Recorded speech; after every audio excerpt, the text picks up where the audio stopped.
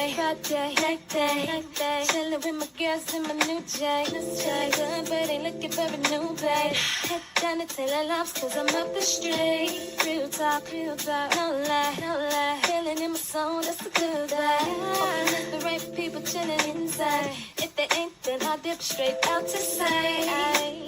Don't even try, I just do me and I still be fly. Okay, we gon' see it's jumping. It ain't too crowded, music is bumping. Hit that, do my dance, that for a minute. Millie rock, hands still spinning. Crisscross, but for a second. I'm chillin'. Grab your line, I hit that. She where it's at, we in there. What is the net, be extra. We bout to hit the kick that's it. Yo, what's up, man? This is your boy, Mr. SmokeFellas, man. I'm sitting out in the yard. As y'all see, I got the throwback, the Humidor on. You saw the intro. Man, we straight throwback today. Was feeling a little blast from the past. So we're going to get into it, talk about these sports, stuff that's going on in the NFL, the NBA. And let's get to it. I got my man KDL with me today. What's up, KDL? What is happening? Good Saturday morning to y'all. And that was a throwback for real. You see how young we was looking? Neither here nor there, though, man. Happy Saturday, man. Let's get it. Let's talk some sports. Well, Kev, I'm going to say me and you look young. I ain't going to say somebody else look young. He still was looking old back then. But that's neither here nor there, as you say. Let's keep the party started. And I got my man coming in. Lucky Lefty. Kansas City loading. Well, first of all, that was totally unnecessary. Completely. I know it was, man. But that throwback was dope. That was actually one of the dopest intros that we've ever done. And it also go to show how long we've been doing this shit. I was on 119. They've been gone for a minute, so how long we've been getting down, shit. But it was man, yeah, it was a good time. Actually, man, I remember that show. That particular show was amazing. We packed the house. That's when we was doing live, or this is not live, but it was, man, that was dope. We talked about something that happened in the city that weekend, remember? Yep. Everybody named Mama was there. I mean, we had Red, we had Leslie there, it was everybody, even Rio stopped through. It turned to a whole event. Yeah. It was a whole vibe. It turned to a whole event that day. Call it what you want. Yeah. It was. You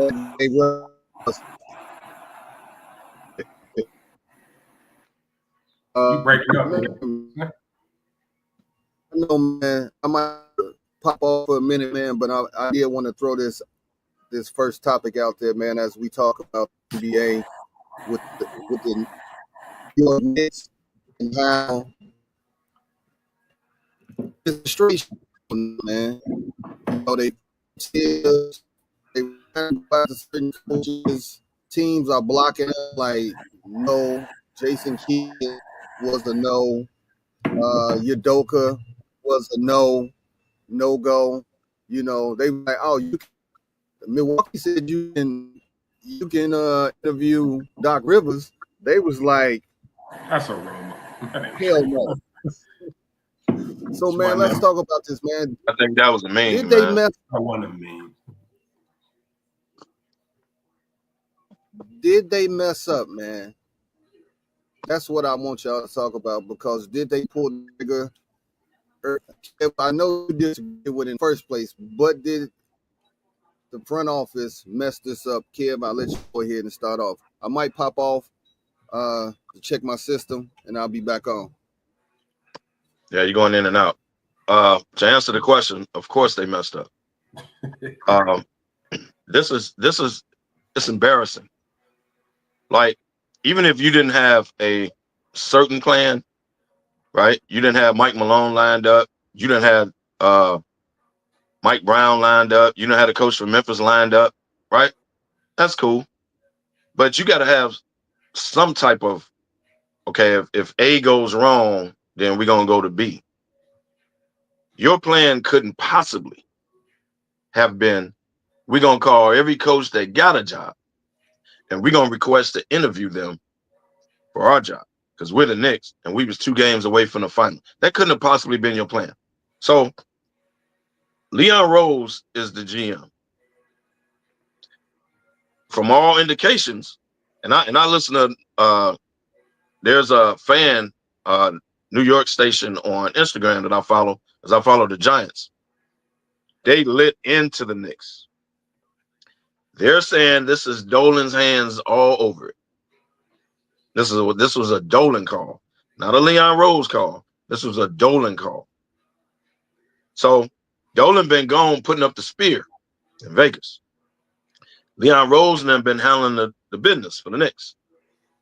You can't possibly tell me Dolan just because they said Dolan was a part of the exit interviews, right? So normally that's your general manager, people higher up, stuff like that. The owner never comes to the exit meetings. Dolan was in the exit meetings. So each player got to speak with Dolan. This was a Dolan call, dog. This was a Dolan call. So Dolan is back in the mix. Well, there was a Dolan or a Rose call. It's typical Knicks. Dumb shit. Well, yeah. I mean, they clearly, like you stated, they didn't have any plan. We've been talking about it all week. They've been losing the whole offseason, and the offseason ain't really even kicked in yet. Like, that was the worst move. And we talked about it last week. I mentioned that, this next hire is going to be big. They got to hit. Like, they got to hit on this next hire. Now, I was thinking maybe it was somebody on the bench or some young unknown that they made move up, just like we talked about with the Bulls when Phil Jackson replaced Doug Collins, or, maybe some cat like that sitting in the background when Udoka replaced Brad Stevens. Maybe it was some unknown sitting back there. These cats are actually requesting interviews, requesting from other teams. So, like you said, if that was your plan, hell, I got magic beans to sell you because you're an idiot and you clearly got money to blow because you gave him an extension. Now you're giving him $30 million to walk with no contingency plan. What up, Gandy? So it's just it's ridiculous. Knicks fans should be highly upset. We always say, people in Chicago, we always got this thing with Tibbs. We feel like Tibbs is the reason Rose knee got messed up and he never, his career ended up going the way it go, which, I mean, if it had a bad knee, it was going to go at some point anyway. But we said it before, you don't go a step up. You don't do better than last year and then get fired. Because at the end of the day, once you here at the Eastern, you make the Eastern Conference Finals, that should be your standard going forward. So your next coach, if your next coach only get to the second round, it's an epic fail. It's an epic fail. It should be nothing less. Yeah, it's an epic fail. I mean, at the very least, they should have let him fail or at least take a step back. But here's another reason you shouldn't have fired him. You changed the team on him. So you changed the team on him, got rid of Randall, Dante, all that, picks, all that, right? Brought in Bridges, right? Brought in Karl Anthony Towns. And he took what you gave him a step further than what you got rid of. So that's all the more reason he deserves another year because, okay, we gave you a new team. You took us a step further than we did last year. Okay, let's see what we can do. All the we don't play the bench and all that, you knew that before you hired him. So we can stop with that. You knew that. That's how the man get in. And you hired him. But he still got you back-to-back 50-win seasons. He still got you to the Eastern Conference Finals for the first time in 25 years. So he deserved another. If he was going to tweak the roster, whatever, he deserved that because he took what you changed. At least let him take a step back. Yeah. Don't fire him when he takes let's see if it's going to work. Okay, he ain't the guy. But he didn't deserve to get fired 2 days after he was 2 games away from the West. That wasn't right, bro. Wasn't right at all. Yeah, that was messed up, man. And to To jump out there and think that you were going to snatch Jason Kidd, Udoka, any of these top coaches, you was going to snatch those without having conversations before you made your move was idiotic. Ben, you know what that's called? New York arrogance. We're New York. Everyone wants to come here. That's arrogant as hell. And it's biting them in the ass. They feel like because we the Knicks, we the Mecca, we can can't nobody gonna turn us down. No, it don't work like that. It don't work. This got Dolan hands all over it. Mm-hmm. I saw on social media that they was gonna bring Nick Nolte from Blue Chips out of retirement. At this point, they might as well. What's gonna happen is either gonna be Sam Cassell or some young unknown that we don't know about, that we probably don't know about, but maybe the inner circles in the league know about the next young upcoming guy. That's the only thing. Now they were talking about dude from Cleveland that was on the bench before. Right. Brian. Yeah, that's what I'm saying. But we really don't know him like that, But I don't know why they were requesting the interview. Be calling all these teams, even calling the Bulls. Why are you calling all these teams requesting interviews? If this cat here, like you say, was on the bench in Cleveland, if he's your guy, then target him because y'all look ridiculous right now. They look bad. Ridiculous.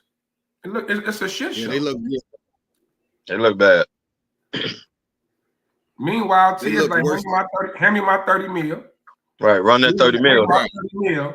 While y'all keep getting embarrassed, I'm gonna count these chips on the island, relaxing. Now, I also heard that they might bring them back. I said, now that would be the biggest shit show ever seen in any, when I say any sports league. That would be more embarrassing. First of all, the Knicks front office got an ego and Tibbs got an ego. Their ego will not. They're gonna sell this thing as that this was the guy we wanted all along. Whoever they hire, this was the guy we always wanted. We know the bullshit press conference. That's about. They're gonna double down. They're gonna double down. Hey, well, you gotta double down. You can't bring the man back. Hell no. This ain't an R-Truth situation. You can't bring the man back. And you realize bringing them back. And if you notice, Tibbs. Remember, they terminated that contract, so they still were on that 30 million. They had to sign him to a new damn contract. Regardless. Yeah. So Tibbs could say, fuck you, give me all the money. You just extended them this time last year, you just extended them. The highest paid coach in NBA history. That's what he would turn to. Right. Easily, quickly. Let me Ego would never allow you to fire somebody and bring them right back. Like it's too much pride and like do you know how idiotic you look doing that? Like you look like a total. You already look idiotic. Right, and you already look bad. But this is beyond incompetent. Now we're going into idiot stages here. So they need to hurry up and make a hire and grab somebody. Quit embarrassing themselves. Matter of fact, just put a help wanted sign outside the garden and let people come in off the street and interview. It's a rumor they waiting on the finals to get through so they can holler at Carlisle. Hey Ben, we hiring. Come on, man. There you go, Cam. That's that New York arrogance. We're gonna wait for Carlisle. You think Carlisle gonna leave his situation? That's that New York arrogance. That's that bullshit. Right. They better go hit the nearest temp agency next to the garden. Exactly. Oh, we gonna wait for Carlisle. If this motherfucker turn around, mess around, and win it, well, we New York. They're coming. Like everyone wants to come here. This is the Mecca. Fuck out of here. No way. Ain't no way. Now, can I run back a topic from last week? If y'all don't mind, just kind of bear with me. If it's ongoing, then might well. The superstar topic that we were having. And we were having this conversation about a certain individual. Actually, they've had this on. There's a lot of sports shows this week have been saying they're talking about the same thing. Magic Johnson just answered this. Mm-hmm. Kill. So you trying to pass out Crow. That's what you're trying to do. Like you I am. trying to find you want to serve up a 6-wing. You want to serve up a six-wing Crow. To who? That's right. But that's what you want to do. To who? Because I never said Halliburton was a superstar, so I don't know who he directing this to. For I never said this thing right here, this topic just called me Negro Damas. Yeah, because you know, I'm not even gonna step into the superstar reign. I just said that he had a toe in the water to be a star. But y'all was saying he's already a star. You're not a star yet, buddy. You're not a star. He's already a star, man. Come on, He's man. already a star, bro. He's not a superstar. Yeah, I still give him star now. If you want, he's already a star. Thing. Don't do that. He's already a star. He's started the team. He's a threat. He's not the best player on the team. That would be Siakam. But he's the star of the team. As Magic Johnson said, he got to be a guy that you go through the turntiles to see. He got to be a guy that you run home, or I can't miss this game. Dude playing. He got to be a guy that sells out, that makes sure when he shows up, it's a premium game. That's a superstar. I don't ever see him reaching that. Well, he ain't that. He ain't that. Well, but to say not a star, now come on now. You do this on the road and you do it at home to be a superstar. Right now, he's not that guy. He's not that guy. Okay. Well, I mean, he ain't consistent. I give you that. He's that, and he is going against the top defense in the league too. On top of that, it's not like he's going against bums. You know, OKC throw hella bodies at you. OKC, man, they're a different match. That's what's so amazing about the series, because you giving them an excuse. I'm not giving an excuse. I'm just saying. But we already saying, if we say he's not a superstar, if that's the argument, I give you that he's not a superstar. But yeah, it's going to be hard to average. You know, and I don't even think he's a pure scorer like that. Like SGA is a scorer. SGA is a pure scorer. It's not a game. Right. Halliburton is not that. So if we're expecting 25, 30 a game, we're not getting that. Like you definitely going to get some 16 and 11s. And that's kind of the plateau I got him at. 20, maybe a 20 here and there, 20 and 10 here and there, 10 assists. But that's all I'm seeing. So you going with him not being a pure scorer and going against OKC defense. It's not surprising that his numbers are, you know. He gave you about 15 to 20. Don't be shocked if he pull off an 11-point game. But his job is give me 10 assists. Mm-hmm. And even if he's not scoring, like we were saying last night, even if he's not scoring, putting up scoring numbers, he has to be aggressive. Because when he's aggressive, now they try to stop him in a little float or whatever. He could kick it out to Nim Smith, knee hard, wherever the hell, and they hit their threes, right? He's aggressive. When he's passive, they don't have no go-to scores outside of Siakam. So he has to attack and be aggressive. Not necessarily, you don't need 30 out of you because that's not you. Right. So you got to be aggressive. What do you mean when you say aggressive, Kev? You saying attacking? He got to shoot the ball. He got to not only. What I mean by aggressive, he has to not only get his assist numbers, because he got to do that. He's the engine. But he has to be aggressive shooting the ball. Because we just said he's not a scorer like that, though.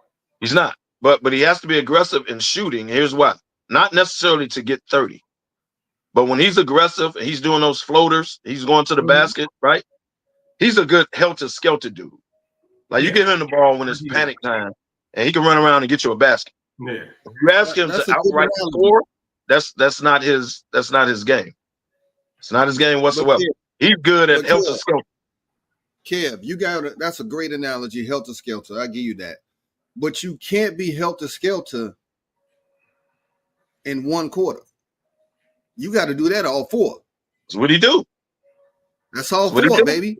So that's why I say you can't be a star and you only want to play one quarter. I'm not saying that's what he wants to do, but that's what he's doing. He's playing 1 quarter. Stars play 4 quarters, man. I think being okay. You coming down a little hard on him, being, but I think he kind of goes with the flow of the game, and then when he gets to that point, like Kev said, he's not aggressive as far as taking over a game until like late. So he kind of goes, and Rick Carlisle has a system too, man. It's not like you can't go out there and do the Jalen Brunson and dribble for 20 seconds and then do something. Like he actually runs a system. And he don't play the whole game either. Rick Carlisle actually takes him out. I got one more for you. One more. Do you notice that he spends a lot of time on the bench? And you be like, why he ain't in the game? Foul. That's because he's not being aggressive. He's not playing all 4 quarters, you know. So Carlisle is gonna say, hey, buddy, have a seat. Somebody go down to the bench, talk to him, get him going or something. That's not a star, bro. Or maybe maybe don't want him more down for the 4th quarter too. So let's give him credit too. It could be that maybe he don't want, he want him at less tired as possible in the 4th quarter down the stretch, because that's when he's going to shine. It's also a reason. It's also a reason when he scores 20 points, they win. They keep saying this on the broadcast every game. Yeah. The reason for that. So that's why I say he has to be aggressive. Not necessarily, you're not a scorer, right? But when you're aggressive, you open it up for everybody. Because if they got to guard you, you could kick it out to your shooters, right? You could drop it off to a Siakam. You could drop it off to a Miles Turner. When you're aggressive. When he's not aggressive and he's passive, they don't have like one-on-one guys outside of Siakam. Passive is he's just standing outside of the perimeter and moving the ball around. He's not. Yeah, he's not looking to score. It was times, man, during when they was getting blown out, he wasn't even looking at the basket. He'll penetrate, jump in the air, and kick it out. And then in the 4th quarter, he put up like 15 points, but it was garbage points. They was already down 20. Right. So it meant nothing. Yeah. But you saw noticeably he was aggressive in the 4th quarter, and he wasn't in the whole game. That was Ben saying. He only playing 1 quarter. But notice the difference. See how aggressive he is in the 4th quarter? Yeah. He don't do that the whole game, bro. Well, you know what? But he's also that cat that, he's streaky as far as scoring. So and when I say score, like a scorer putting it up, whether he hot or not, right? Kobe, Mike, like I don't care if I miss my first 10 shots, I'm putting it up every time. That's a scorer's mentality. SGA. That's a score. Yeah. That's a scorer's mentality. He doesn't have that. He's not that. Like if he misses first couple of shots, you're gonna see him be a little more pass first. He doesn't have that. Right. He don't have that. I'm putting it up till I get hot. Now he'll hit a shot. He'll hit like a crazy 3 or something, and then he'll get a little rhythm to him. Then he'll start rolling. But yeah, I mean, some cats are just like that, man. Everybody ain't Kobe and Jordan and SGA and Harden and. I get it. He's not that. He's definitely not that. That's why they win when he does score 20, because it's not, it's almost like, oh, he feeling it, But he doesn't even average 20, right? What's his average on the season? He don't average 20. 18.2. But this series, not bad. He is averaging 11 points this series. Damn. Well, like I say, let's give OKC defense some credit too. OKC defense is tough, man. They throwing bodies at you. They throwing 4-5 different cats at you, man. They can switch it up, whether it's Dort, Caruso, Williams. Man, they throw by SGA, and they long. So that's the thing. They need him. Because he, as far as matchup size-wise and length, he's perfect. Well, point guard. He's perfect for that. But he ain't showing up. And then, I don't know if y'all saw my text last night, when Turner was at the top of the key, nobody was in front of him, and he drove to the basket. It was the worst drive I've seen since Sloud was in Vegas trying to hoop. Because because he didn't want to drive. He was like, "Oh, it's a lane. I know the Well, player you're talking about because we tripped on it."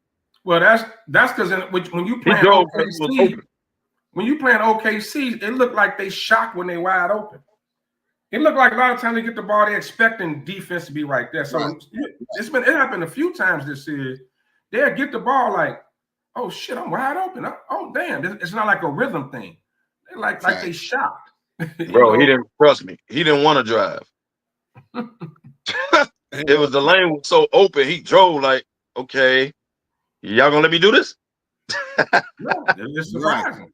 It was slow. And it looked so awkward. That's why I compared it to slide. He didn't want to do it. You talking about Miles Turner, right? Yeah. He didn't want to do it. He was driving And like this wasn't the plan. This wasn't the plan at all. Luckily he got fouled. So it was like, okay. What up, Gandy? I like your comment.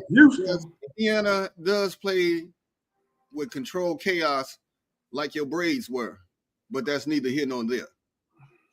Damn. Well, that's a good comparison, Gandy. Jason Kidd only averaged 12 points a game. But here's the thing: today's game doesn't seem to respect that. Like today's game is all about who's averaging 30 a game, and you know, cats don't even. And I think we'll probably get into the topic. Like cats don't respect the Drew Holidays and people like that. Everybody wants you to be, you know, if you ain't hitting 30 points, you all for you. You're not this or you're not that. Like that's what Halliburton. But that's a good. Not saying he is Jason Kidd, but like Kidd was like that too. Like you know, Kidd's impact on the game was much more than 12 points. He always impact on the game, but every now and then he'll pop 20 on you. You know, Kidd will get hot and Jason Kidd might have had 12 points, 15 assists, but when he got that ball on the break, he put the pressure on the defense. You better get back or we laying the ball up.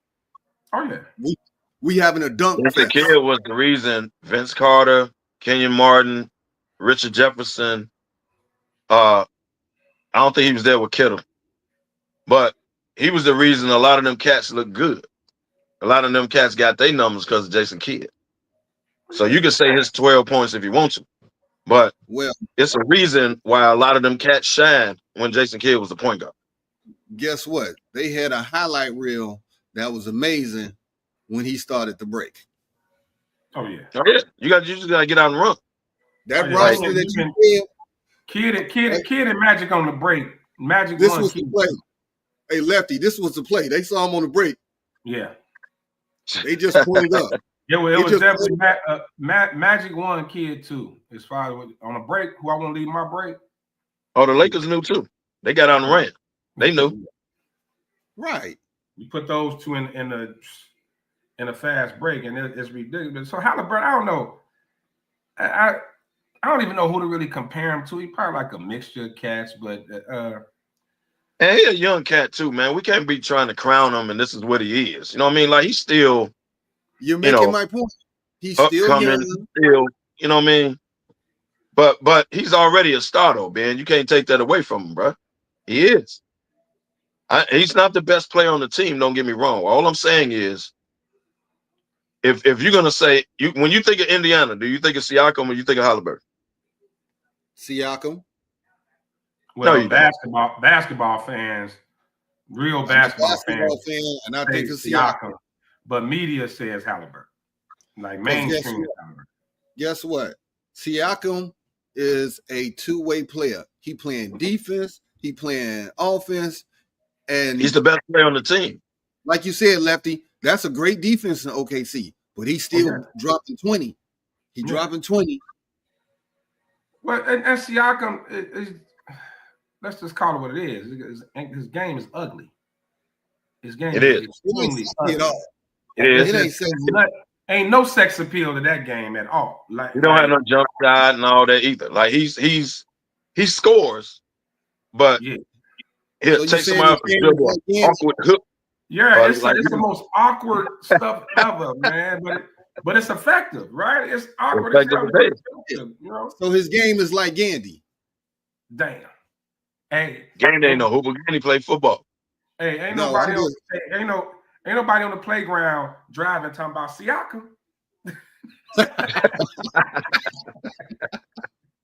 Got you with that Siakam. Ain't nobody trying to get you. I'm about to use the Siakam. Come on now.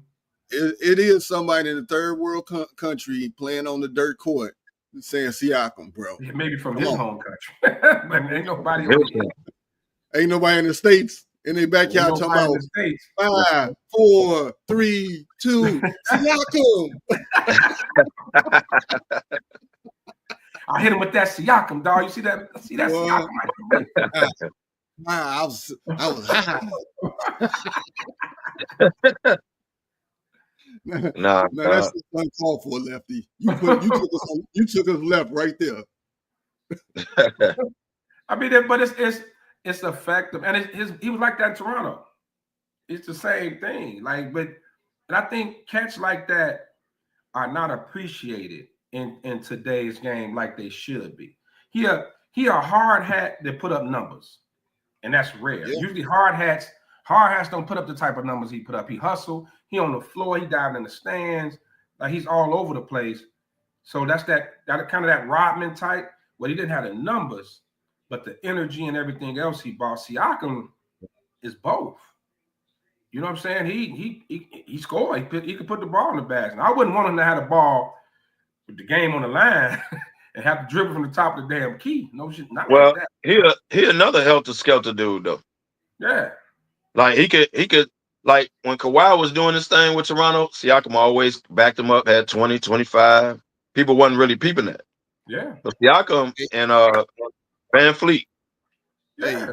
Them other two was going along with Kawhi. That's what I say he been doing. When you playing back when we was playing, and that dude that was awkward and wild, he hit you with some elbows. He that dude, and you hate to play against that wild, awkward dude. Nobody wants like getting buckets. He always get a bucket. Yeah. Then after your game, you wonder why you got all these bruises on you. Like, you know, and you like, I don't know how you do it, dog, but you killed us. Like you'll tell him that. I don't know how you've been doing it. Hey, he the cat you pick because you don't want to play against him. Hey man, let me get Pascal, man. I don't feel like getting beat up today. Let me get Pascal on my side. But yeah, man, it's nothing. And the same thing, man. Ain't no youngster chucking up threes talking about the Halliburton. You know what I mean? You're just not gonna get that. I mean, hell, let's be honest. Ain't nobody talking about SGA either like that. Like you're driving to the bucket or nothing. His game ain't really sexy. Ain't really nothing sexy about his game is just efficient. It's Bernard King. It's Bernard King like. If you describe SGA just efficient. Mm-hmm. It's mellow. It's mellow. Bernard King, like it's just that get to your spot, raise up, put it in the bucket. That's what he do. Yeah, it is. What up, Will Wheat? He ain't gonna have the crowd like, ooh, well, you see that? Like, oh shit, oh, you ain't gonna see that. Not a FGA game. And quiet as kept. What up, Wheat? You don't even know he got 30. He just ended up the game with 30. You be like, damn, he got 30. Yeah. No, hey, you don't even you don't peep it. You don't know he had 30 till you sit in half court looking up at the jumbotron at the score like, damn, he hit us like that. Yeah, we be watching the game and don't realize he hit you like that. You don't realize. You don't want them crazy like 10 straight point runs, then you're like, oh shit, he killing, but you don't know. But that's how smooth his game is, though. Yeah. But you know who knows he got 30 on you? Every coach on that bench. Oh yeah, they know. Well, at this point, you got to realize, man, he gonna more than likely get 30. You just got to make him work hard, man. And whoever he's sticking defensively on the other side, you got to go at him. Yeah, you got to go at him.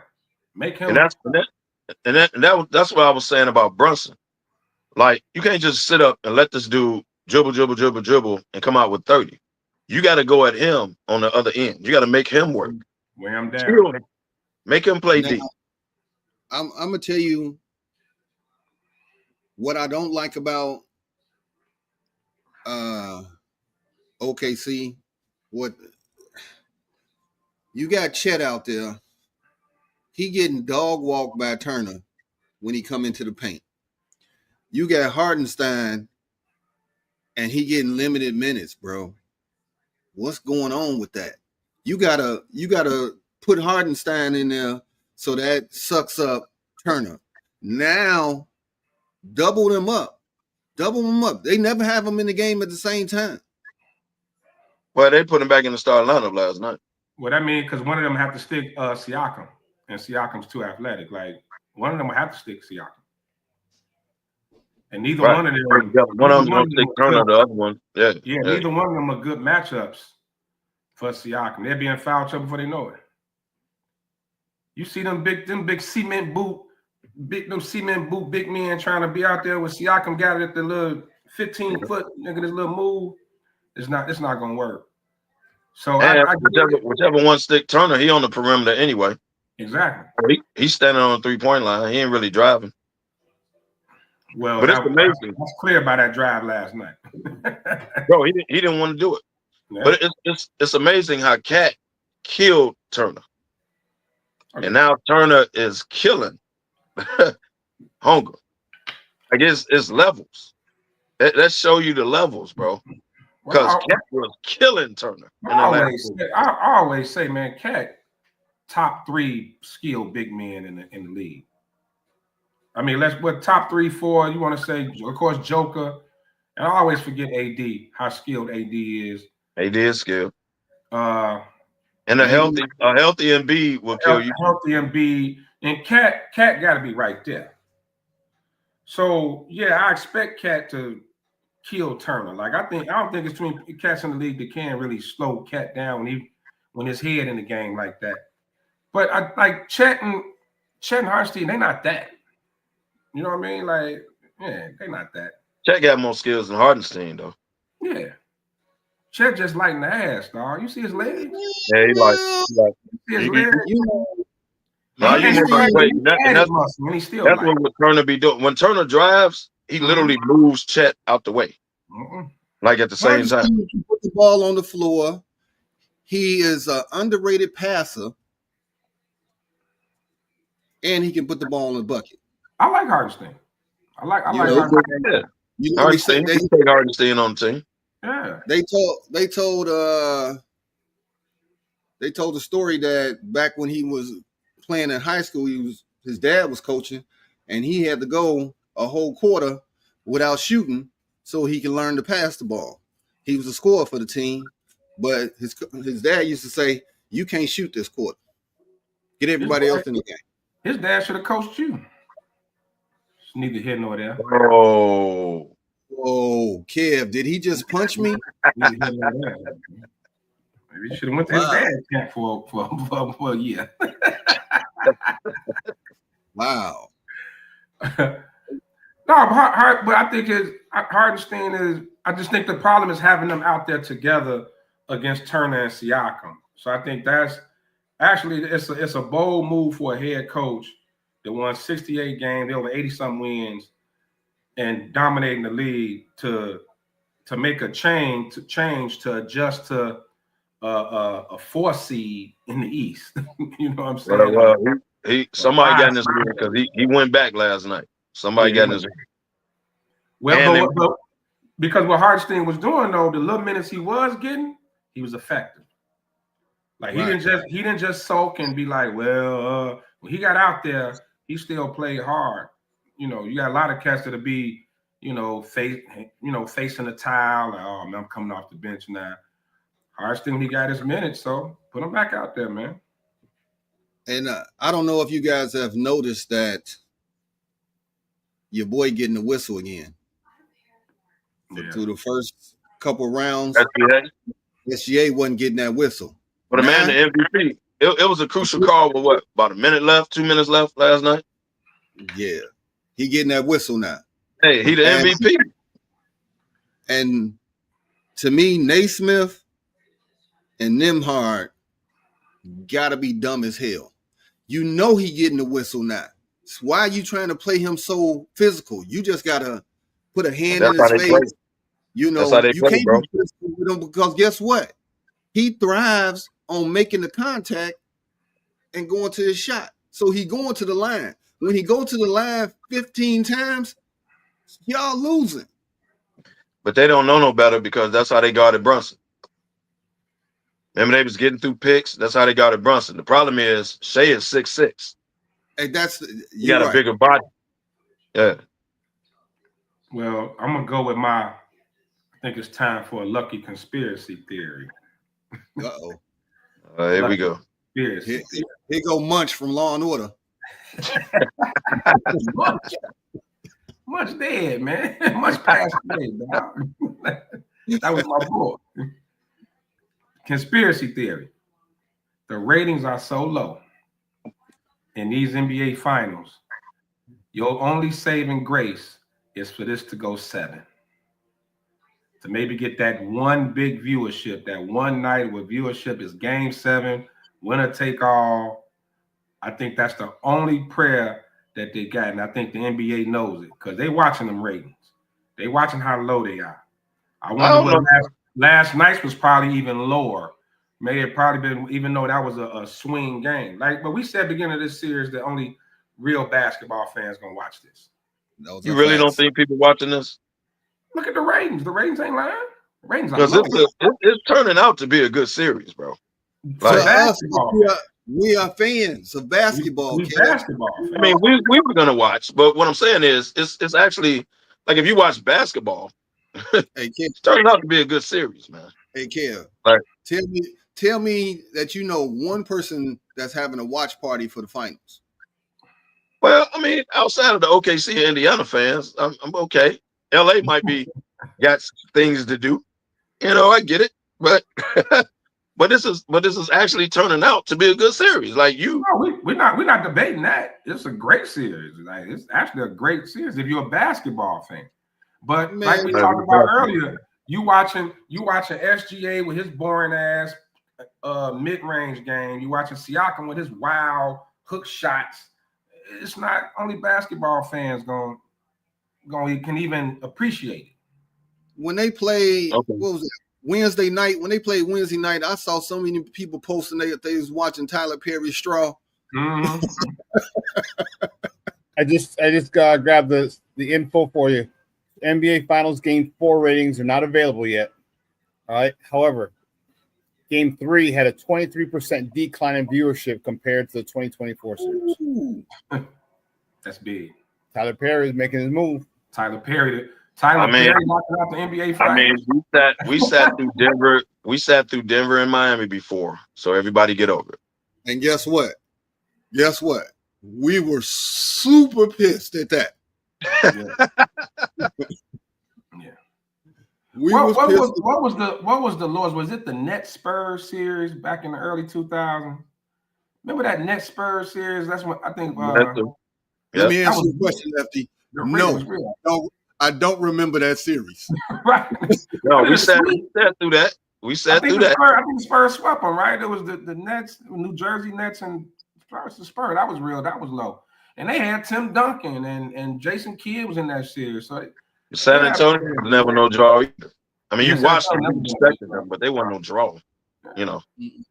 I mean, you're talking about excitement, man. Like exciting players to watch. That's when you start talking to Stephs and people like that. Even Joker's not like exciting to watch. That's what I mean. That's why you're not gonna get mainstream. Right. You're not gonna get mainstream. And this is, I think, the issue forecasting for the NBA. What are we gonna do? Because LeBron's about to go. Steph 37, KD 37. Like they about to go.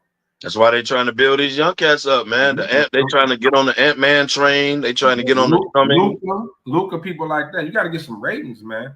Yeah. You need a ratings magnet, and SGA is not that. So if OKC is going to be your dynasty, your ratings ain't going to. So guess what? The NBA is praying that the NBA kids that's touching down college have great freshman seasons, one and done. We need y'all. Come on. Like the Mellow, Renos, you know. Y'all ain't seen nothing yet. Wait till the Cooper Flag hype train get going when he get on the floor. Hey, if he play any way like he did against Team USA, the train is well deserved. Here's what y'all forget. Kyrie is not playing the first half of the season. So it's all about him. Probably So like he gonna get some time. Probably 3/4 of the season, Kyrie out. He got hurt late in the season, real late. Okay, so that Cooper Flag gonna get some time. Yeah, and they gonna hype the hype train gonna get going behind him. He was This gonna is always get some time. American dude. He was gonna always get some time, but remember going into this even before the draft. What did we say? Cooper Flag would not end up in Utah. He would not end up in Washington. They would not put him in a situation like that. We said that. We've been said. First of all, we didn't think Dallas. We were thinking like Philly, a team like that would come out of nowhere. But never did I think Dallas. You guys talk about the face of the league. Isn't the NBA doing this to themselves? Because you're allowing the one and dones. All right. Before it used to be at least 3 years. All right. When you're one and done, you're a 19-year-old kid who ain't never had. Most kids, not all, most kids never had jack spit. Okay. Now you're off into the world. You're off into Cleveland, New York, Miami, LA, acting a fool. Now you're getting these women pregnant.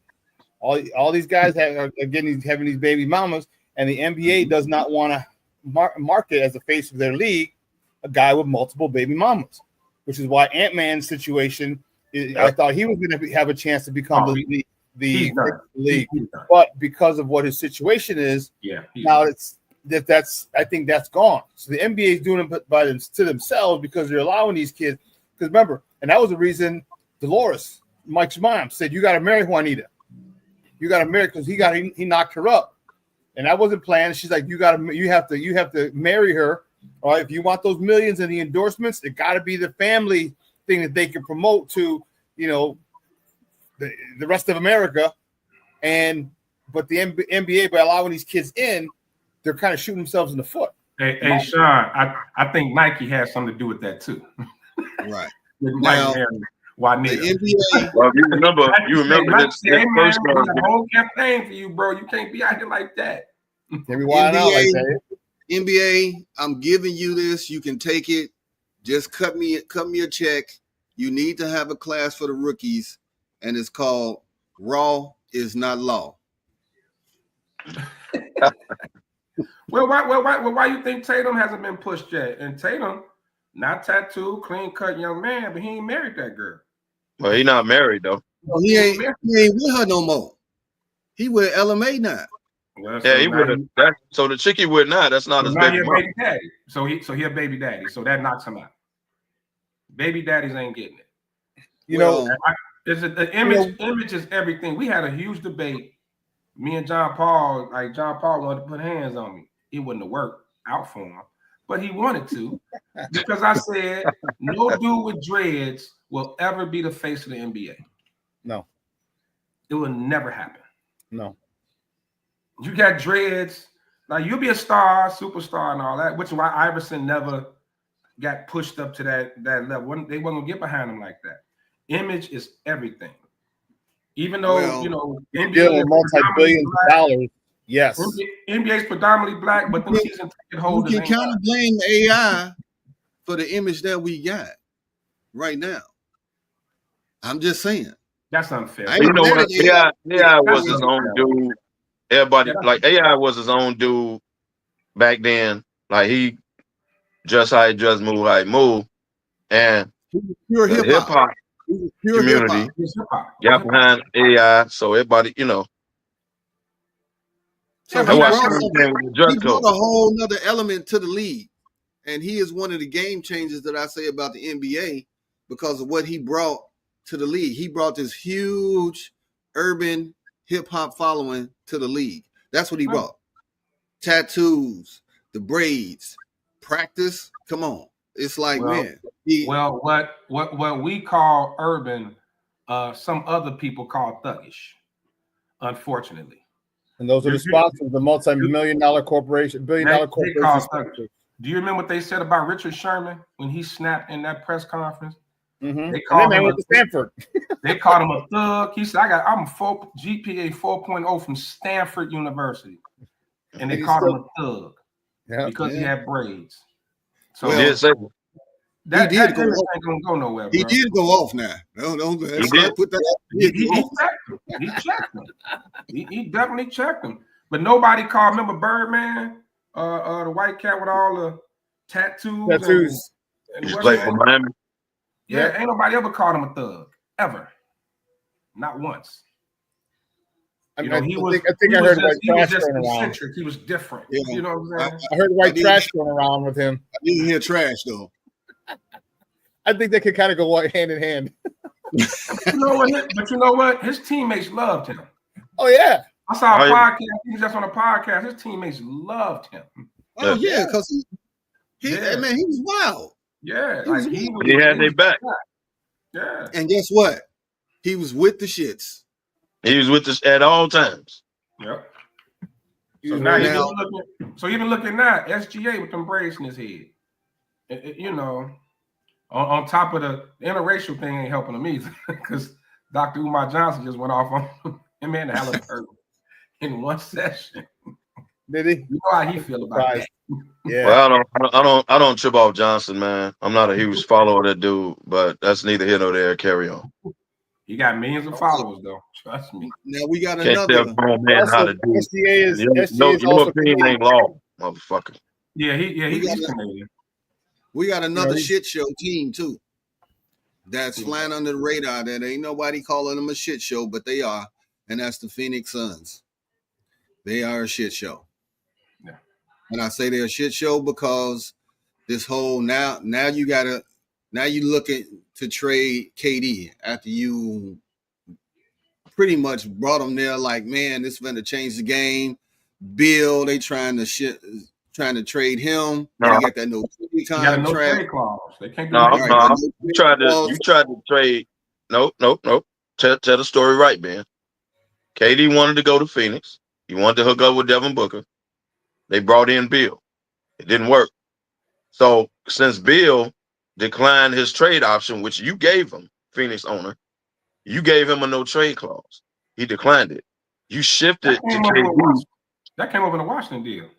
Yeah. I thought they came with the Phoenix deal. No, he got that in Washington. He agreed to go to Phoenix. Okay. My bad. But he wouldn't waive his no trade clause. So you shifted to KD out of nowhere. KD didn't ask for a trade. You tried to trade that man out of nowhere. He said, "Oh, that's what we own." So I'm not going to Golden State. I'm gonna make this difficult. I ain't doing that. We're discussing the offseason. So you brought up the trade KD out of nowhere. That's why I say you should have got more respect. Nobody really talking about. If we gonna get New York to smoke, we gotta give the Suns to smoke too. So KD said, "Okay, cool. That's what we own. Let's do it in the offseason. I ain't going to Golden State. I'm finna make this difficult as hell. Yeah. We're doing it in the offseason. That's what y'all want to do. We're doing it in the offseason. Because remember, he did not ask for a trade. Well, I don't. It's no way in hell that KD want to go back to Golden State. He's still getting kind of shitted on for that decision. So that'll never happen. The problem with Phoenix is the same issue that Milwaukee had when they traded for Dame. And I wish teams would learn from this. All that 3 superstars, super team shit is dead. It's dead. And that's why when people were saying KD to Houston, no.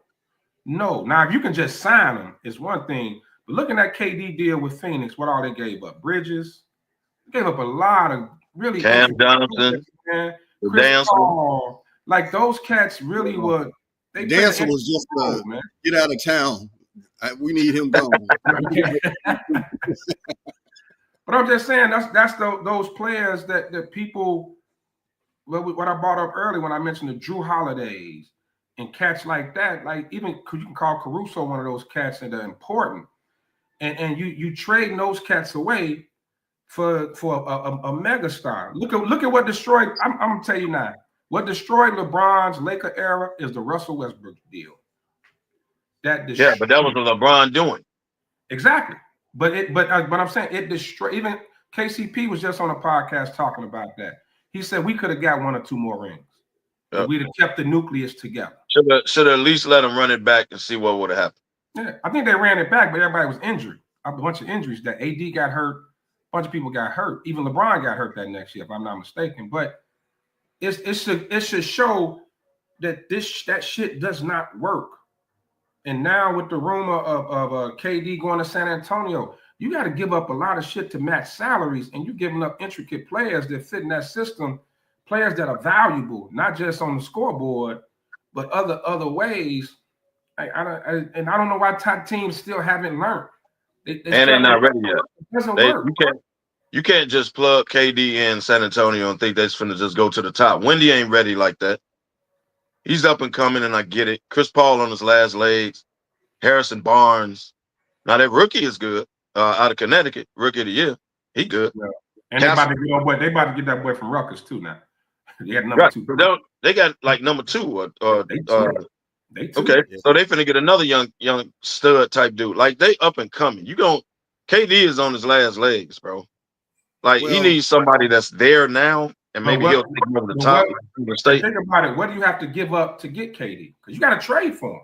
He ain't a free agent. Yeah. You got to trade for this dude. Phoenix ain't finna be cheap about it. You got to give us something now. But the salaries got to match. You got to. It's gonna be more than draft picks. You got to throw players in there. And the salaries got to match. He making 54 million, something like that. So he got to match the salary. So you giving up something. You might have to extend it. Yeah. I mean, and that's the one thing why I think we talk about the team jumping. You got to respect LeBron for this. He played out his contracts, and he went where he wanted to go in free agency. You didn't have to trade, didn't have to go through these massive trades. The smart thing that LeBron was doing, he had short contracts purposely. So LeBron signs a 2-year with a 1-year opt out every year, and he opts out every year. Yeah. And he do the same thing every year. Brilliant. Yeah. They always gave him the option to say, okay, if I want to bounce, I can. Right. I'm not putting these 5-year contracts on, or the Scottie Pippen 10-year, or the Magic Johnson lifetime contract. You know what I'm saying? Think about it, man. Phoenix was they were one of the young up and coming teams. Not saying KD ruined them, but look at what that move did. They didn't even make the damn playoffs. Trying to go with the Cam Johnson, the Devin. Like they had a like you said, up and coming squad. Do what OKC did. You just make little tweaks. You don't go massive with a deal like that. And now they even talking Minnesota with Ja Moran and pairing somebody up with Ant-Man. Don't do that. Don't do that. Ja needs his own team. He can't go nowhere where it's another ball dominant too. Anthony Edwards needs the ball. That would never work. That would never work. Because Ja dominates the ball just like Anthony Edwards dominates the ball. That would never work. That would never work. The same with Minnesota. What would they have to give up to get KD? They got to give up some of that young talent over there. Nas Reed, McDaniels. You got to give up Jamie McDaniels. Yeah, the one person that is untouchable is McDaniels. Should be. You don't think so for KD? KD is another perimeter dude. I know, but McDaniels have to be in a deal for KD though. He got to. I'm not taking that deal without McDaniels. He is a two-way player, man, and that's rare in the league now. Two-way players. Back in the day, we had two-way players damn near on every team, multiple. Yeah. Now, that's not common. So giving up a two-way player is difficult. A la Denver when they gave up Brown. He was a guard, but he was a two-way player. And when he left, it hurt him. It hurt them big time. That's where it started. Their downfall started actually then. They started getting rid of people every year. They gave up Jeff Green. Remember, Green was significant in that. Green was significant in that championship run. Yeah, it's the hard hat guy. Like every year, they just start losing people, man, and they, Yeah, KCP, another two-way player. That's right. He went to Orlando. Hurt LA. Caruso hurt LA when they got rid of him. Two-way players, man, they are so important in today's game. That hurt. You don't realize it until you let them go. Now, Drew Holiday then went to two franchises that were significant, bringing them championships, and now Boston's ready to move on from, just like Milwaukee moved on from. I don't get it. I don't get how people don't see how valuable this dude is, man. Well, they're gonna get rid of Porzingis too. But I understand. I understand Porzingis. I get it. You can move on from him. That's okay. Because he get hurt stepping out the tunnel. Like the dude is just too fragile, man. How old is Holiday? Ain't he about 35, 34, 35-ish? He up there. Yeah. He up there. Yeah. Okay, so he another vet that he's probably gonna go to another contender. Well, you take a year off from him because he did take a year off from the game to take care of his wife. So add another year onto his game, you know. Yeah. But Well, we can do that with KD. KD missed a couple years because of injury. That is true. So we can technically do that with KD. Now, we're at the top of the hour. We're gonna take a break. When we come back, we are going to discuss Team NBA versus Team World in the All-Star game.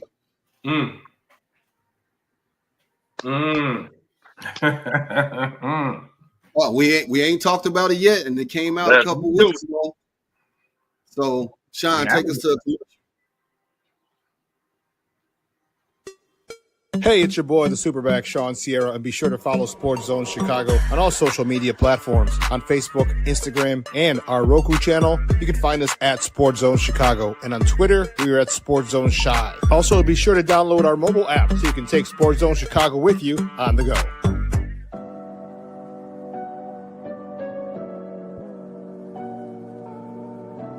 How do you take care of your mind health? For my mental health, I meditate in the mornings. I have my dogs. They're the best. I just find ways that help me just relax. Finding things that make me happy, like being close to my family. I meditate a lot and read books. I have hobbies outside of the game. I'm able to switch off. I'm able to turn my brain off from the game of basketball. Your mind health matters. Your mind health matters.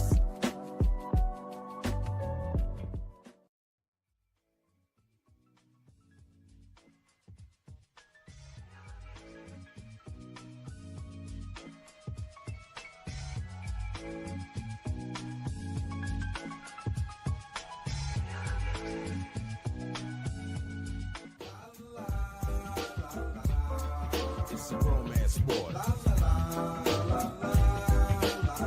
What? It's a romance sport like that. Your Marine Corps' way of life is to defend the American way of life.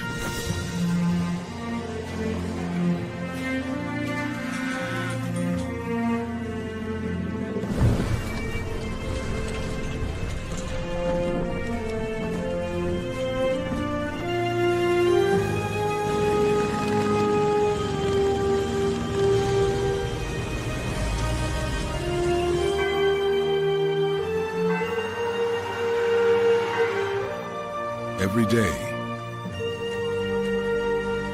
no matter where we serve, we take a stand for our nation, for each other, for us all. The few, the proud, the Marines.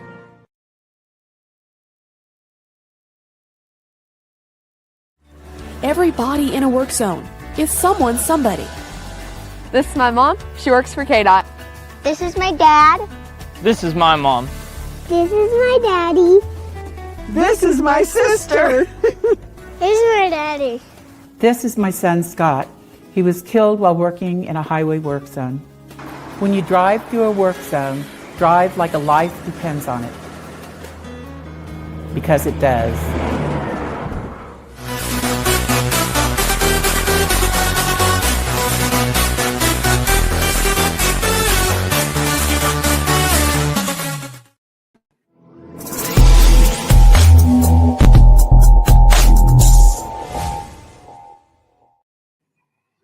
All right, fellas, as I said, Team USA versus Team World. Now, I'm going to give you potential starting five for the world. Now, it can be some plug and play in there, some different players that could plug in there, but potential You got the MVP, SGA, former MVP, the Joker. You got Giannis Antetokounmpo. You almost had it. I was close. You're doing good. Yeah, you were there. You got Luka. And you know what? We'll throw in Wemby as their starting five. Now, you could have Karl Anthony Towns. You can have Cigars from Houston, Franz Wagner. You go disrespecting Siakam again. Hey, Siakam the man might be a Finals MVP if he wins. Yeah, Jamal Murray, Zubac, Sabonis.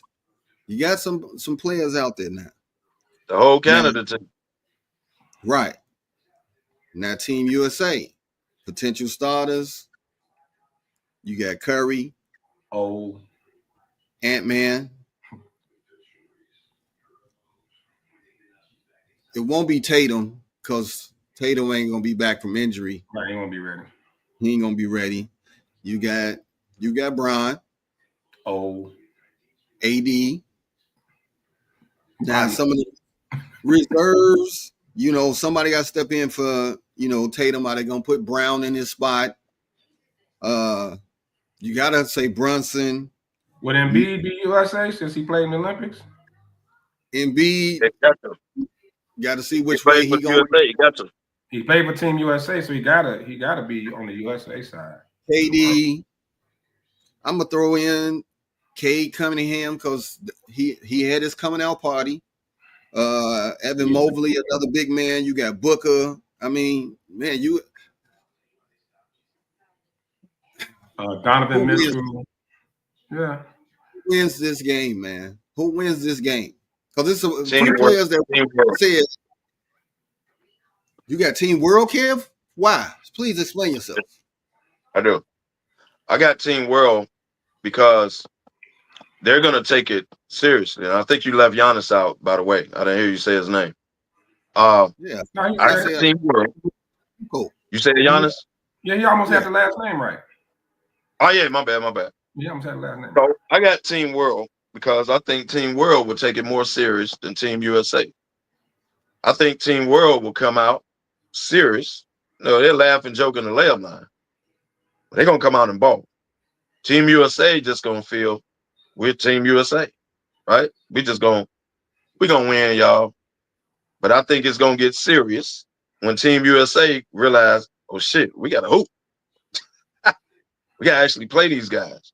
SGA, Giannis, Luka, think of the names you name. Joker. They going to play, bro. They going to play hard. They going to play to win. I got Team World. Not that I'm anti-America, nothing like that. But in this basketball game, I got Team World. Yeah, I think the problem with the U.S. going to throw the old heads out there. LeBron, KD, Steph. They're going to throw all the old heads out there. And they're going to be the ones. And they're going to be the ones leading the charge instead of taking the back seat for one of the younger cats to shine, just like they did in the Olympics. And I think that's not going to work against the world. So I'm with Kev. I think the world get them.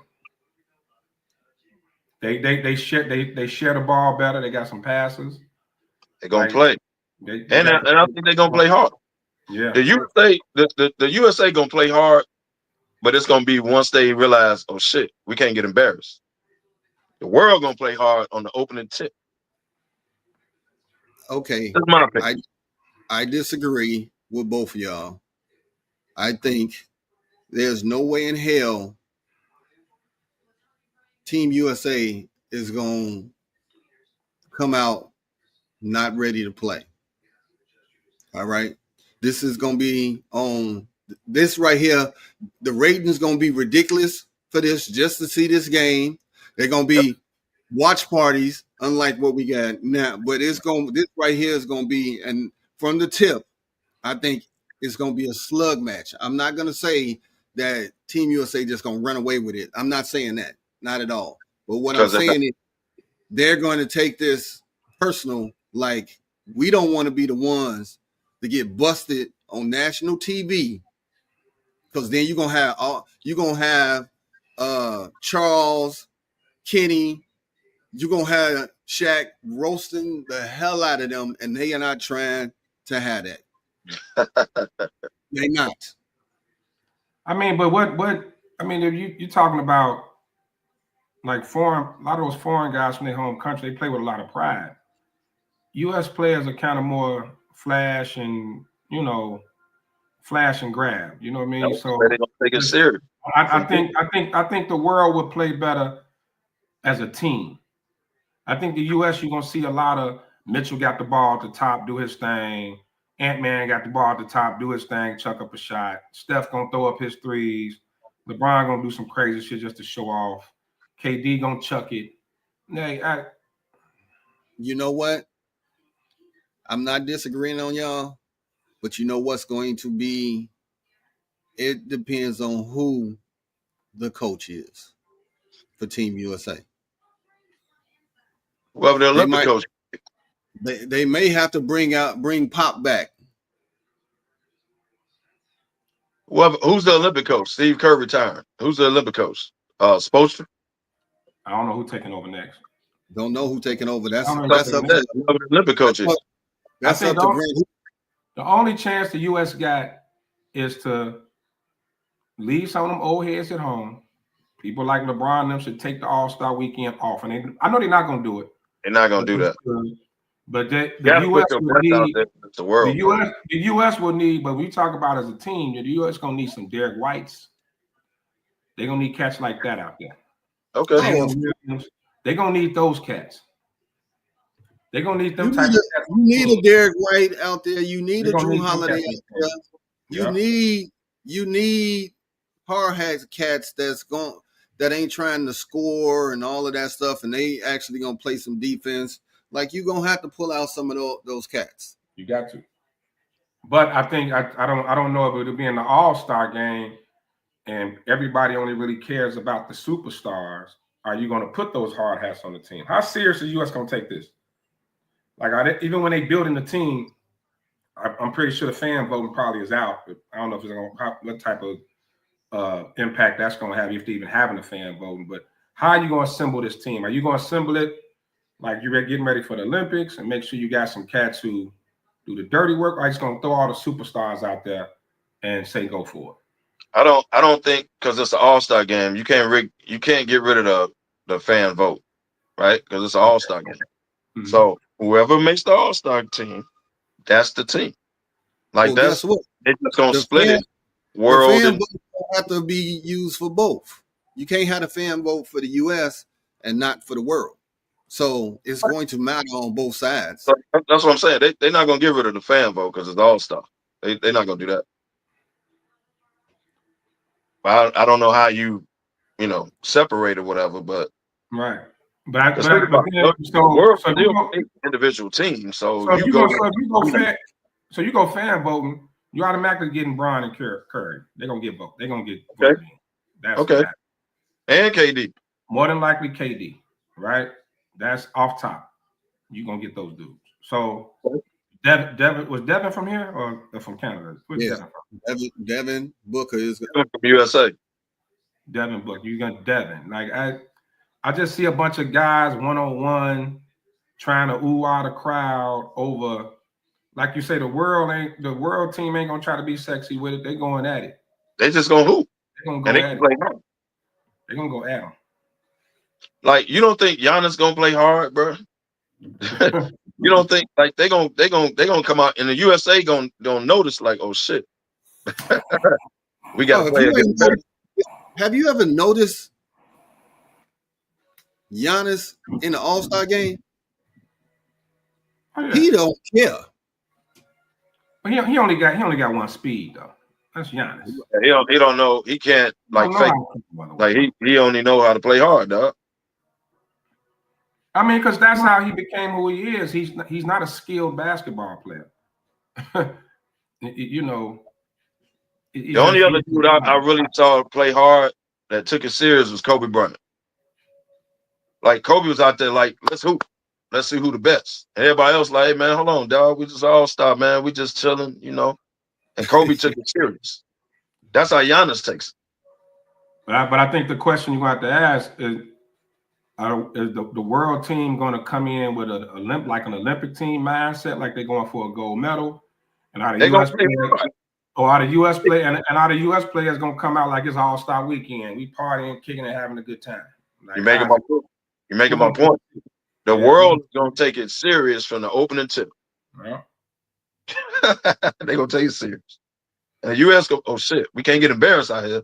Hey, y'all, man, we need to jump it up from half court and all that. Like, well, no, you know, not the game. One thing about the world team, they big. They big and they all athletic, unless you want to point the finger at Luka and joke it as far as their defense. Yeah, they on that suspect. So, you know, that is one way Team USA always gets them, because that's all they're going to do is put them in the pick and roll and then just abuse them too. Yeah, but I think what we just pointed out too with this comment, though, how are you going to assemble that team? Like, are you going to get some defensive cats out there? Are you going to get them Derek White, Drew Holiday types out there? I don't see it. It got to be my fan vote. Whoever makes the team, like you can't. They're not going to do it for the All-Star game. You can't. Right. So y'all know how the All-Star game goes, right? You try to reward people that's on the best team at the time, people that's never been an All-Star, knocking on the door, people that's having a great year at the time. You get voted in, and you can't go away from that trying to form this game, because now you're gonna add people that's not All-Stars just to put them in a. It's an All-Star game, y'all. Y'all got to keep in mind. This is an All-Star game. Right. So you can't recruit like it's the Olympics and just disregard people who's on the All-Star vote and put them in like this the Olympics. No, this is an All-Star game. So if you don't make the All-Star team, you can't just start plugging people that ain't All-Stars. Like, that ain't fair. Like, so whoever make the damn All-Star team, like, or the All-Star vote, I don't know how they would separate world and USA, but technically, this is still an All-Star game. It still go by votes. Which is why I think the world gonna put hands and feet on. Yeah, well, I agree with that. Team concept, they're gonna put hands and feet on the US. I agree with that. But how do you? But think about it, y'all. It's the All-Star vote. So how do you separate world? Because it ain't like it's 10 world and 10 USA. Like how do you? Well, I'm sure for the fans, to make it easy for them, they're going to have a list of potential world, potential USA. That's the only way that they're going to have to do it. It has a list of individuals that are technically eligible to be selected. They just can't have like a free for all, because if that's the case, they might as well just select the teams and just call it a day. Yeah. But you're doing this. You're not just doing a game though, man. This is an All-Star weekend. So it's unfair for people that get voted, in the All-Star ballot to got to step aside because they're trying to put this game together. Now you changing what it is. Like, if you just want to put a game together and let's get ratings and let's see how it go, cool. This is All-Star weekend. So that's disrespectful for the people that got voted in All-Star. Like, well, it's only the first 5 from each. Right, then you fill in with the others. But you're gonna have. But then you're gonna if you're looking at trying to match up to win the All-Star game, it's gonna be a lot of snubs. It's gonna be hella snubs. Especially on the US side gonna have a lot of snubs. Oh yeah. Wow. Because you're gonna have the Jalen Brunson's, who's gonna deserve to be in, because he's gonna do what he do. Donovan Mitchell gonna do what he do. He deserves to be in there. Ant-Man, like, I don't know, but put those names together on one court, on one team. I don't see it working at all. I don't see it working. Joker's a type of superstar that you can put with anybody, because he could pass, and he's willing to. Like, Joker don't have to score 30. You know what I mean? But you're gonna need some size on the US too. Just think about who you named on the world.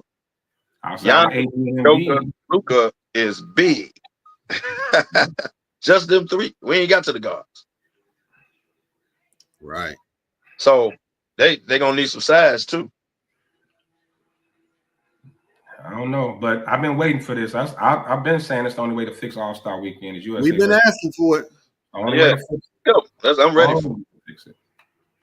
I'm ready for it. Yeah. We've been talking about this for a while. And we finally getting what we said.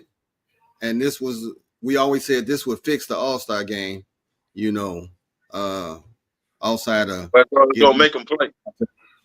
But this is where it's gonna be interesting because we in this transition period, just like when we transitioned from Bird and Magic and them into the Jordan era, and from the Jordan era into the Shaq, Kobe.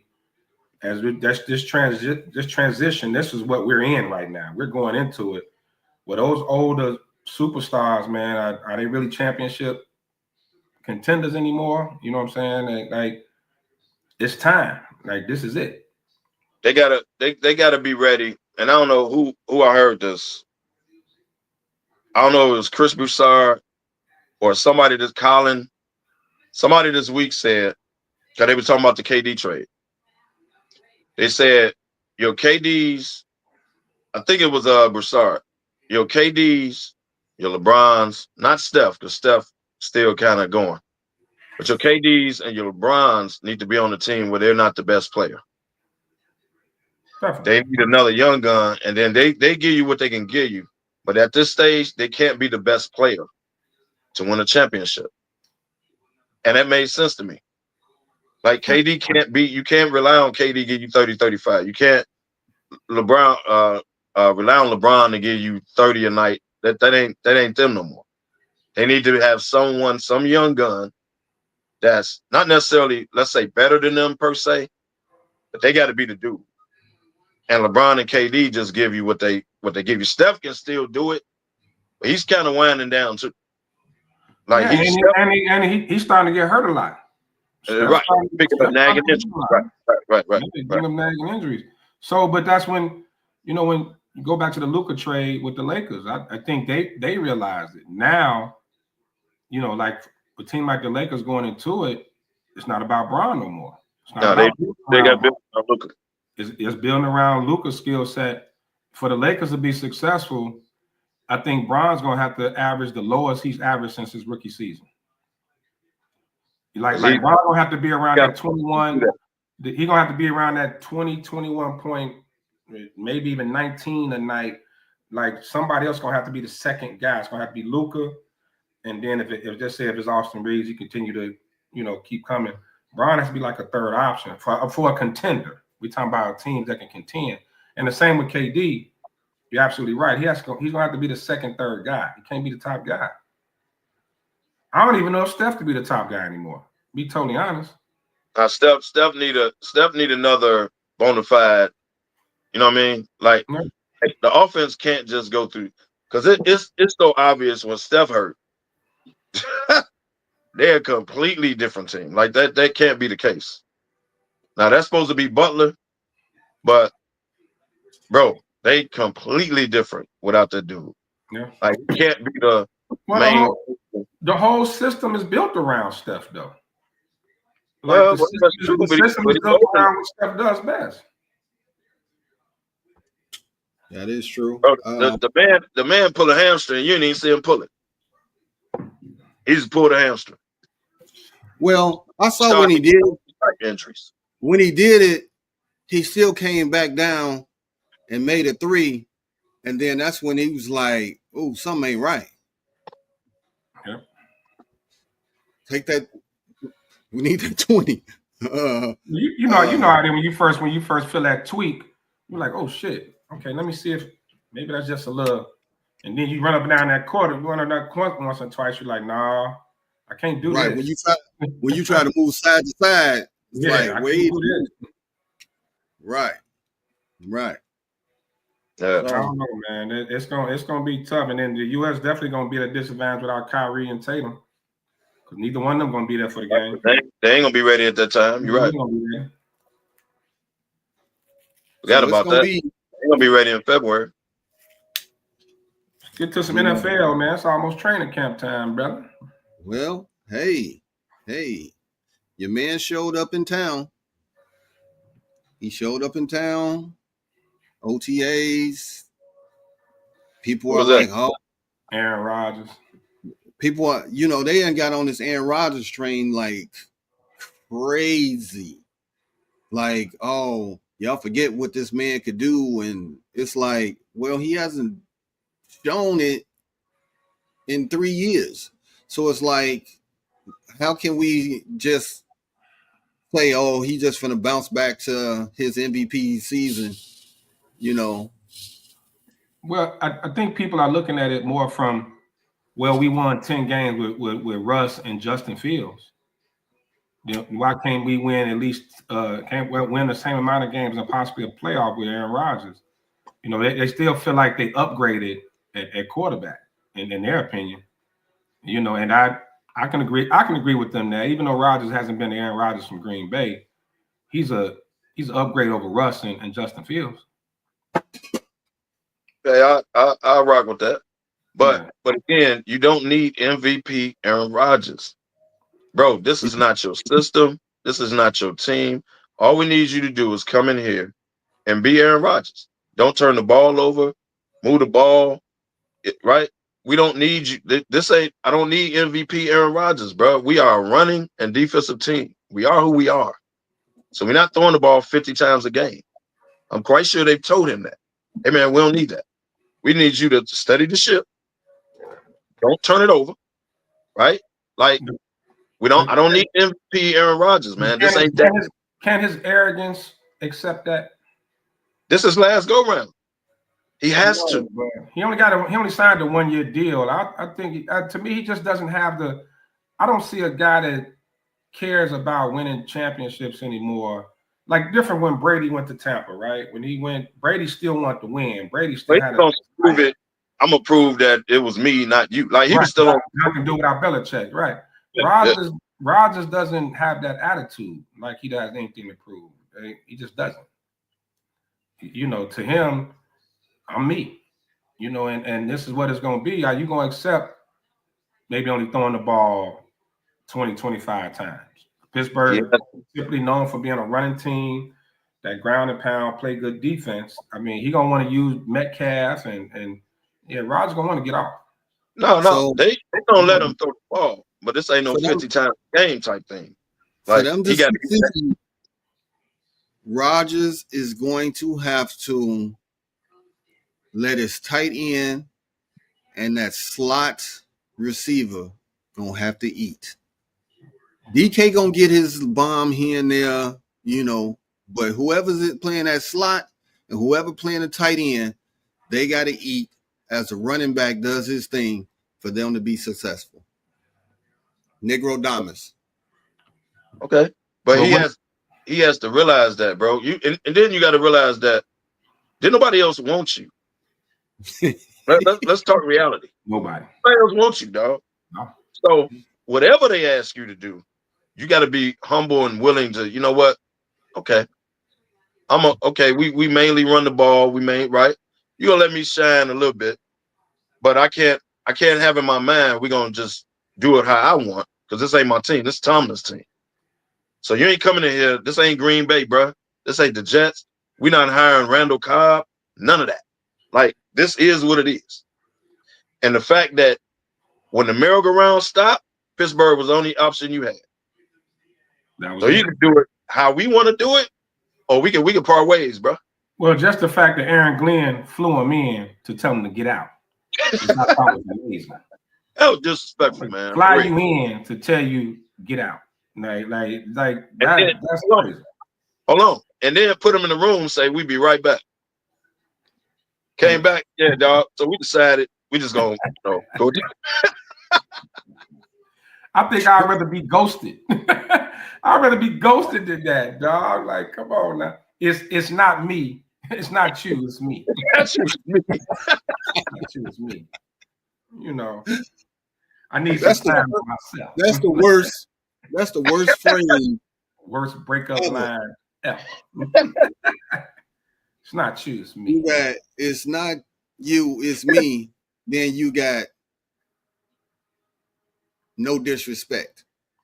No disrespect. Those two phrases right there, know that a punchline is coming. But bro, they didn't even discuss it in a meeting.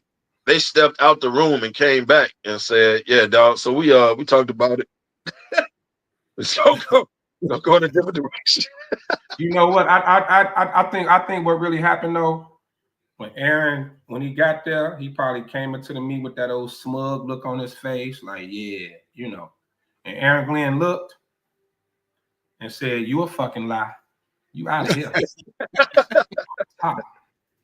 So his when he walked in with that attitude, no, we're not having that. Soon as he saw his face, that little smug look he be having on his face. So is that why they flew him in? You wanted to see his face? Yeah, he kind of wanted to see the energy. Like you know somebody come in the room and the energy change. He probably wanted to see what it was. So you let me frame this up. They had a Law and Order sting. So they had cameras everywhere watching them walk in. Tutuola is like, "Yeah, Glenn, this ain't looking good." This ain't it, player. He's like, "This ain't it." He guilty. He guilty. Yeah, so, man, the quarterback position is too important, man, to have, and that's why I don't see any scenario where it works in Pittsburgh. Like, even I understand now, like I said, you know, they did reveal that he had 2 family members battling cancer and things like that. But at the very least, you at least sign. You sign and then say, "Hey, I'm gonna take care of some personal matters, then I'll be back." You don't wait until June to sign. But the deal was already done. He just didn't sign it. The deal apparently. But really, the players didn't know that, kid. Look stupid, and Pittsburgh wasn't making no comment whatsoever. The deal was already done. But at least, but the players didn't know it. Who that said to leave his old ass in retirement home? The organization did. Right. How you gonna tell a team? But see, the thing is, even after he announced that he had 2 family members with cancer and all of that, that's what he was dealing with. Nobody cared. Nobody gave him no sympathy. They just said, whatever. You know, they still was throwing him under the bus. But the organization never made a comment. The players were chirping because the players didn't know what was going on. Tomlin, you never heard the organization. No, Pittsburgh never said anything. Yeah, but players also understand too. It was done. Players understand too that you're just a quarterback. You're supposed to be the new leader of our team. Yeah. He doesn't have a rapport with the center, with none of the receivers, like nothing. It was no off-season, like flying out to Florida and working out together. It was none of that. Like, I'm just gonna come in June OTAs with my shorts on. I'm calling the plays. I run the squad. Like I'm the captain or whatever, and we're gonna get behind this guy and follow him. I don't see how that's gonna happen. I don't see it. Which is why he showed up for mandatory. He didn't show up for OTAs. Mm-hmm. He showed up, walked right in, signed the contract for mandatory OTA, whatever it is.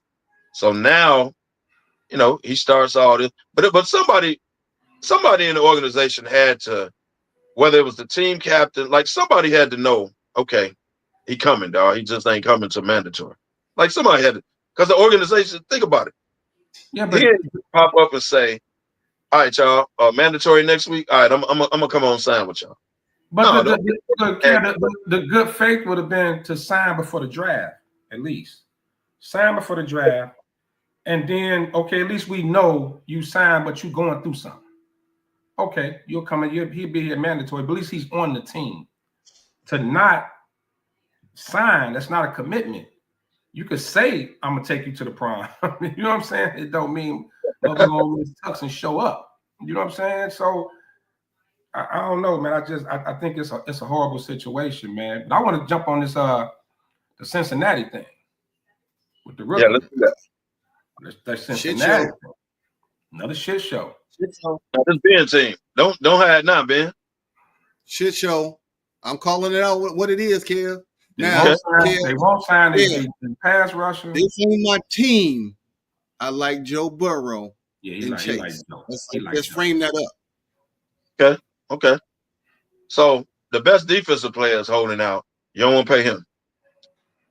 There's a rookie that encounters language in the contract and say, hold on, player. Hold on now. To the point he went to OTAs and left. Yeah. Left. Yeah. I don't know. He changed his language. Either he caught it or his agent, somebody caught some language to where they was trying to get some money later on. Something wasn't guaranteed or whatever. Whatever the language was. He said, hold on. So he didn't just sit out. He bounced. He left. Yeah. Well, let's put some of this on Joe Burrow too, because I think the mistake he made was publicly coming out and saying he wanted Chase and Higgins back. Didn't put Hendrickson in there at all. It's still the same thing. Joe Burrow put up amazing numbers last year. So does he care? Does he only care about his numbers, or does he care about winning? Because let's face it, I don't care if you Patrick Mahomes, Tom Brady, whoever it is. If you ain't got no defense, bro, you ain't winning. You ain't winning no bowl. And that was the problem. Yeah. You're not getting a chip. And then to take your first round rookie was Shamar Stewart, if I'm not mistaken, right, Sean? I think it's Shamar Stewart. And I think it's basic language that's supposed to be in every rookie contract that they try not to give them. It's like some basic with the guarantees or something. Like they trying to like hold on. I just want what the rookie's supposed to get. Yeah. Yeah, it's something that they playing with. I don't understand what's going on in Cincy. This organization has been, go all the way back to Carson Palmer. Palmer got to the point where he threatened to retire. Damn, you gonna go back to Palmer? You might as well throw what's my man with the red head? Andy Dalton. That's right. Andy Dalton. Yeah. I mean, we always talk about here in Chicago how the organization and how shit is ran. Cincy Cincy ain't never put no money into their defense. It's always been offense, and they couldn't stop a cold on a good day. But you can't sign your best player, bro, on defense. Really? Like if you don't, okay, I get everybody else. All your money tied up in the 3 players. Well, and the 3 dudes taking up almost 80% of their salary cap. And that's his fault. Right. Shannon Sharp said this a long time ago. He said, hey, man, when it comes to free agency and you want to sign me, I ain't got nothing to do with your salary cap. That's a you problem. Exactly. It is. This is my free agency. Give me what I'm owed. I'm not negotiating, no team friendly, none of that. That's a you problem. That's the GM and the owner problem. If that's the case, because your next play could be your last. Shannon Sharp said that. Right. Now, Joe Burrow is the face of the Bengals, right? Without a doubt. He's the face. Okay. He shouldn't have said nothing publicly about wanting them to sign Chase and Higgins. He should have just stayed quiet. Like let them sort that out and let the GM do their job. Let them build an actual team. It's a selfish look. Yeah, I care about throwing 4,500 yards. That was media failure right there. Yeah. You can't come out and say that. I get it. That's your guy. Them your guys, whatever. Of course, you always want to play with your guys, but for the sake of the team, if I'm trying to really win a championship, no, I need them dudes. But from the outside looking in, I think Higgins was ready to.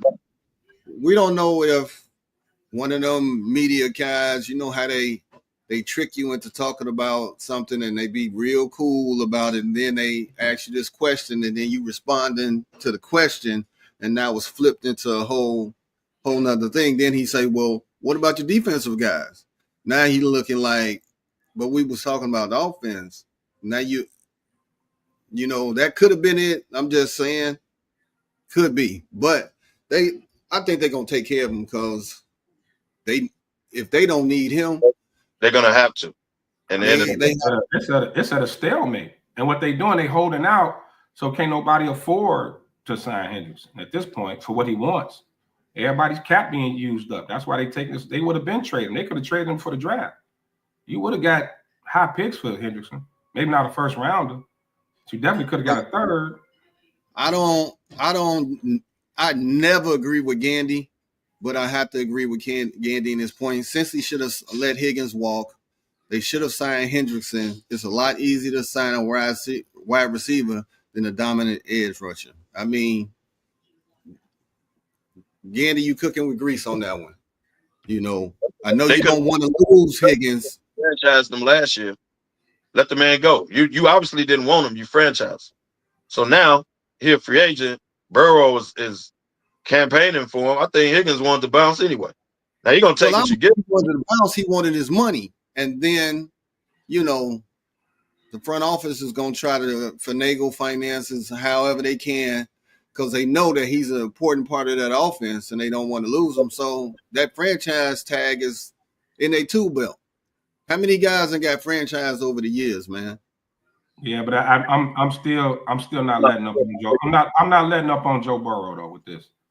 I'm not. No. And I think a lot of it, the reason they did bring Higgins back, you had to bring one of them back, either Higgins or Chase, right? One of them had to come back. More than likely it was going to be Jamar Chase. More than likely it's going to be Jamar Chase. Like, you just, it's a selfish move, you know. And in a sense, he's mind, maybe they thinking, look, we don't want Joe to ask for a trade out of here after another year or two of this shit. At least if he putting up his numbers, I think he's okay. That's a bad look on him. Definitely top 5 quarterback in the league. I mean, Joe is who he is. But Josh Allen then lost receivers. Mahomes then lost receivers. Like Lamar Jackson loses receivers every year. Like Joe, like, no, I want my guys. Even if that means the defense ain't gonna be shit for another 5 years. I want my guys. But if he got it like that, and he got them to keep Higgins, he can very easily walk in there. Hey, man, we need Henderson, man. Do what you got to do. Like, he can very easily do the same thing. He the man on the team, right? Yeah. Hey, what they saying is this all we can afford to give him right now because y'all eating up the cap. We ain't got no money. Well, I mean, they got money, but you got it when you got a hard cap, man. You got it. Now this will show how bad Joe wants to win if he restructures his deal. Now he already got his deal. He can restructure it and say, okay, restructure my deal so we can get this, keep this man. We need him. Restructure my deal so I get paid on the back end of my deal. Mahomes did that. That's how you would know if Joe is serious. Exactly. They can say, all right, dog, you know, you're right. We do need him. We just don't have the money. Let's start with you. Are you willing to restructure your shit so we can get some money to him? So where does this put Joe in the quarterbacks with the most pressure next season? Most pressure on them. Because everybody talk about the second year guys with Caleb and Jaden, but give me your top 5 quarterbacks with the most pressure on them to win this year. Lamar Jackson, Josh Allen, Joe Burrow is in that conversation. That's 3, right? To win the Super Bowl or advance? Like what's the real goal here? It's always the goal of the Super Bowl, but just to take the next step, you got to go take your team further than they went last year. Okay. But Josh Allen and Lamar Jackson is Super Bowl at this point.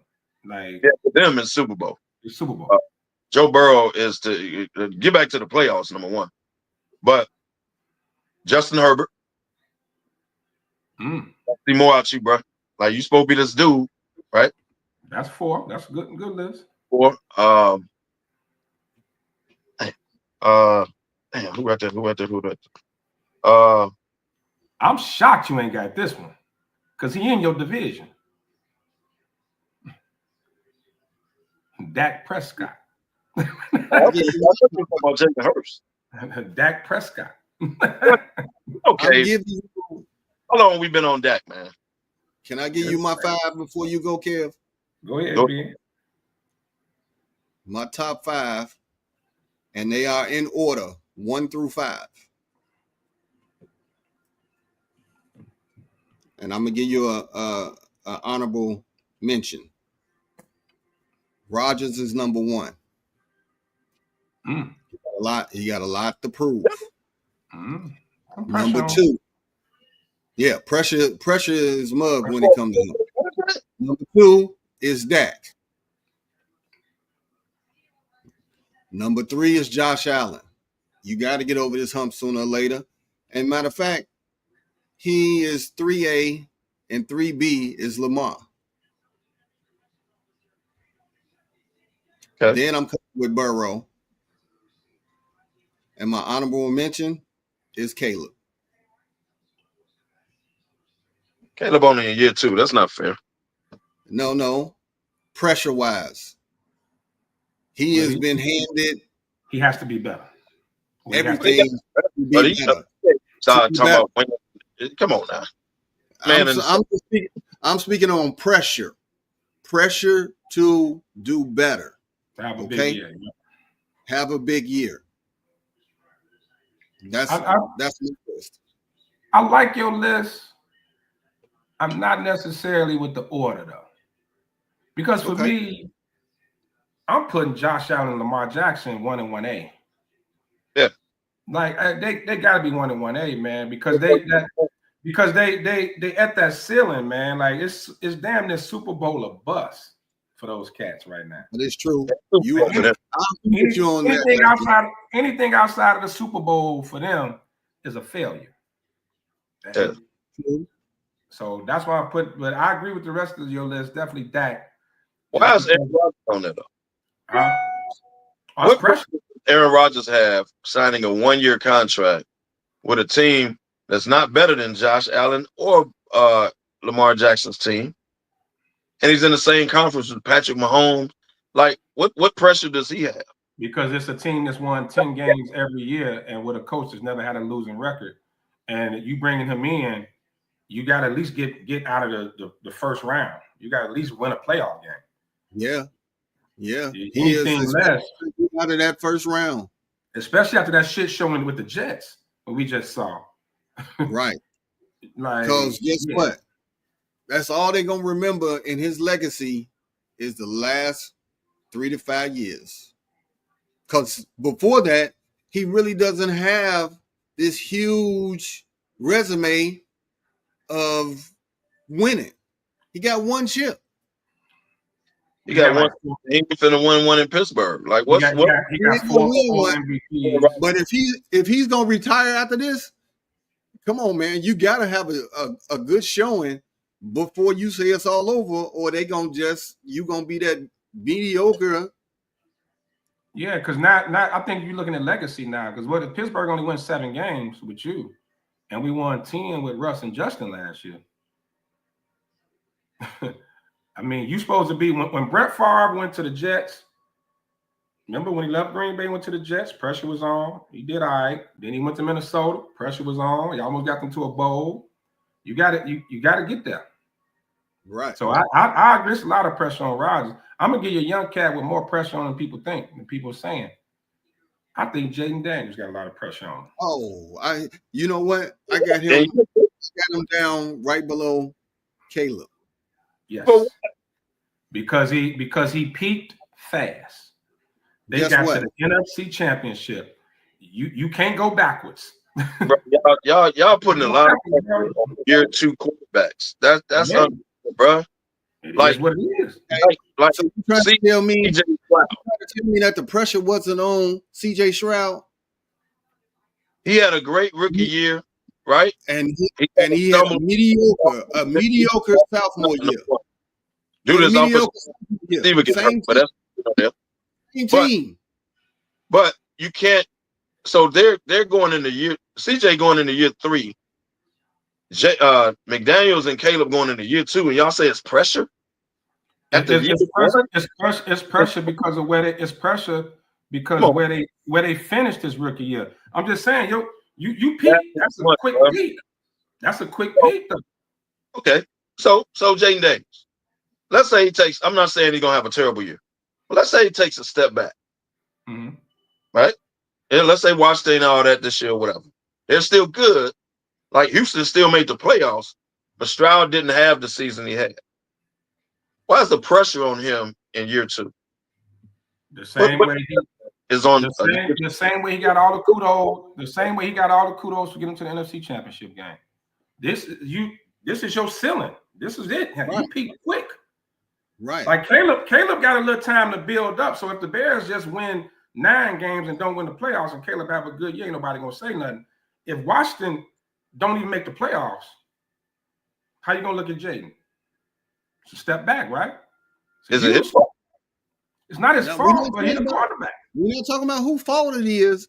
It's a step back, Kev. That's what we trying to get to. One two-year quarterback, dog. Don't do that, dog. Because when you do that, and the media does that too. That's the media.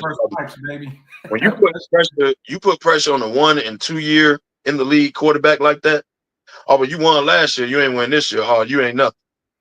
That's bullshit. No, we see, Kev. You put in words that we didn't say. We did not say he's not nothing or nothing like that.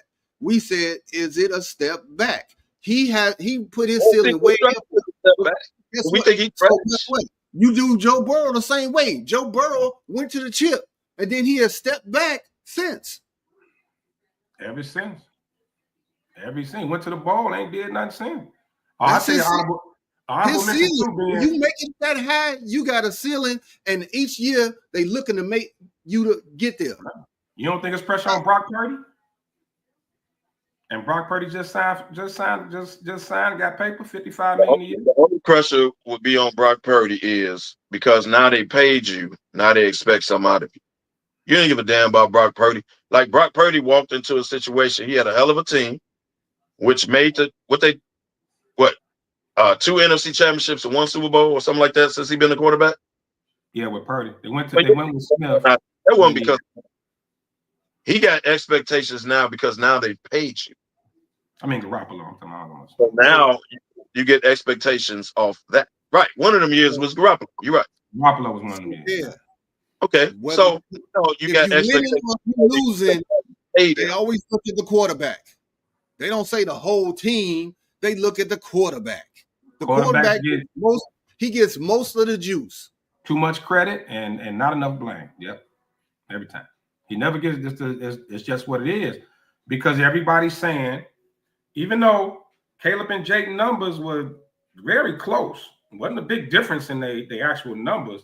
The biggest thing was the wins, right? So Jayden had the better team, man. So I keep using this example. I'm not gonna necessarily say the better team. CJ Stroud steps back, even though CJ Stroud still made the playoffs or wild card, whatever. He took a step back on what you saw his first year. That's understandable. So if Jayden Daniels take a step back, that ain't alarming. His second year in the damn league. People figured him out. That's not alarming. That's not. You ain't live up to expectations, man. You ain't do this. No, that's not fair. That's not fair. We're not saying it's his fault. It's other factors that's gonna be in there, like what the coach does. If players get hurt, yeah. But when it all said and done, they're gonna say, Jayden, you step back. And then you got to understand too, man. A lot of it, even with Washington, because Washington is my step back team this year. I think they're gonna take a step back. Okay. Because the expectations are way too high.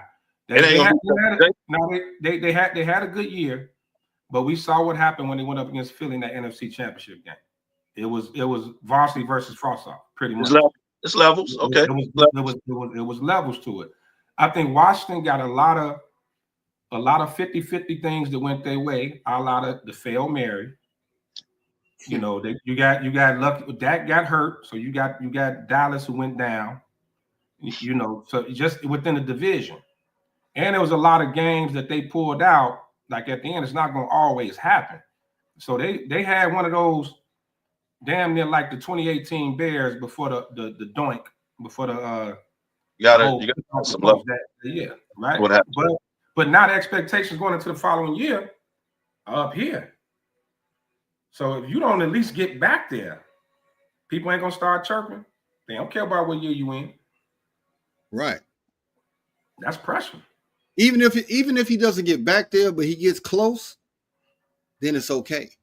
But if you don't get close and you fail and like Lefty said, he don't make the playoffs, the chirping gonna be there. It's the same pressure that, as unfair as it was, that was on Caleb last year, right? Because everybody want this rookie. Said the Bears going to win 10, 12 games. They got all these receivers and all this. And people are starting to put the bus word out there, like, which I think is utterly ridiculous. Caleb is on the #1 draft pick pressure. Now, if you want to say that, okay, cool. He's on the #1. You're the #1 draft pick. You were supposed to be all that. Okay, that's a different thing than him just going in his second year. Oh man, we need you to shoot up the charts, dog. We need you to be hold on, dog. Man, only in the second year. Now, if you want to say #1 draft pick pressure, okay, Kev, I want you to hear what you just said. So when we sitting in the shop watching the game and Caleb is playing and you dogging him and you all on him, oh yeah, this gonna come back. He's in his second year. Give him a break, Kev. But you ain't gonna do that.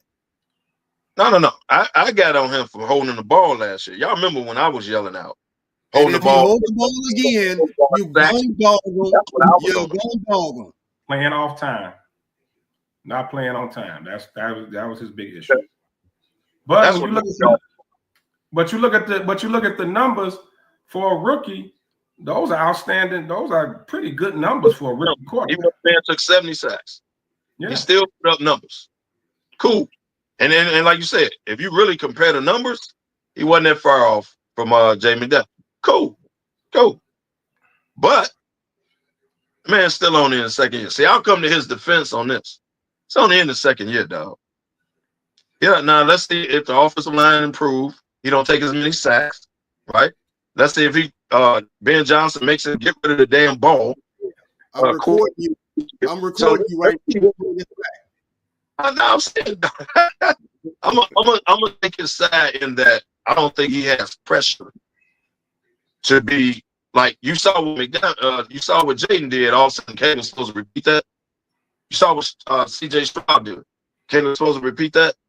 Like he has pressure being a #1 draft pick. What he's going to turn out to be, not he's supposed to just do what these other guys are doing in the second year. That's unfair to me. But it's unfair. But even team wise, once you get in that where they expect you to win 10, 11 games a year, that's a lot of pressure. So Caleb, they only won 5 last year. So even winning 7 or 8 this year, anything higher, a huge improvement. Ain't nobody gonna say nothing. Let Washington mess around, don't make the playoffs. Those conversations are gonna be totally different. Different conversations. So Washington bad year. They had a lucky year. Jaden ain't what we thought he was. It's gonna be. I keep giving y'all the CJ Stroud example. Right. Exactly. But they still make But actually, Houston made the playoffs. It was a bullshit call from probably beating Kansas City. Hey, fellas, we ended our ride. Hey, man, it went quick once we started getting into it, man. But we need to give our parting shots, man. KDL, it's on you. Hey, shout out to everybody, man. Appreciate the ride. Appreciate y'all tuning in and comments and all that every week. Enjoy y'all Saturday. Hey, shout out to Swig. Happy birthday, bro. A lot of birthdays coming up. Sick of y'all already. But happy Saturday. Thanks for tuning in. Lefty. Hey, man, happy Saturday. Next weekend, man. 10-year anniversary, man. Toast to 10. Fellas, man, we're going to do it big, man. Come join us. Carlisle, Saturday 2 to 8. Palm Lake, Sunday from noon until dusk. So, man, come out, celebrate with us. Got a dope DJ line up for y'all, man. Shout out to everybody. Happy birthday, Swig. And especially, man, happy Father's Day to all the fathers out there. Happy Father's Day there. Hey, Chris, happy birthday to you as well. RJ, all the fellas that are on this June ride that y'all about to be on. Kev, DY coming up. Everybody, yeah. Chris, happy birthday, fellas. Where there's smoke, there's the fellas. 10 years, baby. Toast to 10, baby. Let's get to July. Give it a shout out. Give it a